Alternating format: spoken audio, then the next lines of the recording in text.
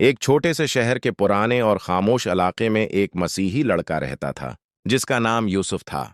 यूसुफ की उम्र तकरीबन 10 साल थी, लेकिन उसकी सोच उसकी उम्र से कहीं ज्यादा गहरी थी। उसके वालिद कई साल पहले उस दुनिया से जा चुके थे और अब उसकी माँ ही उसकी पूरी दुनिया थी।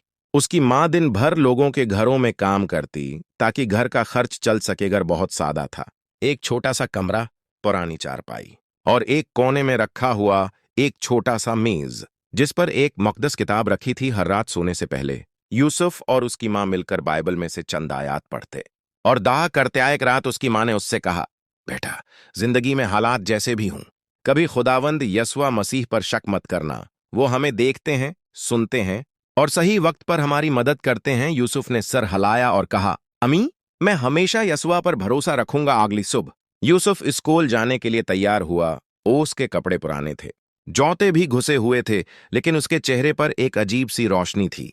घर से निकलने से पहले उसने आंखें बंद की और दुआ की, खुदावंद यस्वा, आज का दिन मेरे लिए आसान बना दें और मुझे ताकत दें कि मैं हर मुश्किल बर्दाश्त कर सकूं। आमीन। उस दिन उसकी माँ के पास पैसे नहीं थे, इसलिए वो इसके लिए लंच तैयार न कर सकी।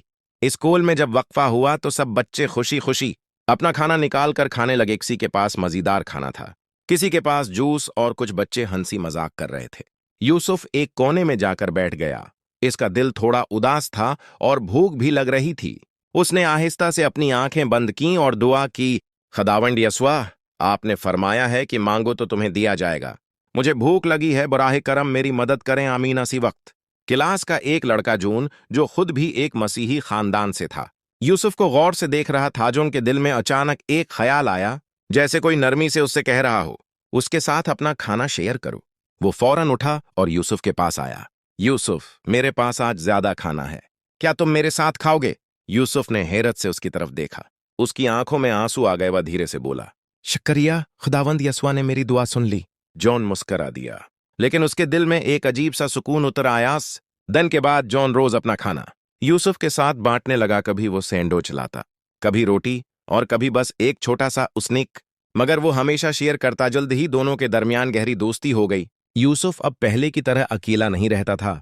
एक शाम यूसुफ खुशी खुशी घर आया। उसकी माँ ने पूछा, बेटा, आज बहुत खुश लग रहे हो, क्या हुआ?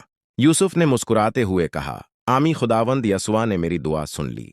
एक दोस्त मेरे साथ रोज खाना बांटता है। ये सुनकर उसकी माँ की आंखों में आंसू आ गए।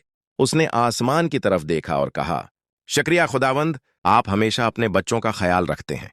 यूसुफ को एक आयत याद आई, अपनी सारी फिक्र उस पर डाल दो, क्योंकि उसे तुम्हारी फिक्र है। उसे समझ आ गया कि खुदावंद यस्वा सिर्फ सुनते ही नहीं बल्कि जवाब भी देते हैं। नादर जॉन ने भी अपनी माँ को सब कुछ बताया।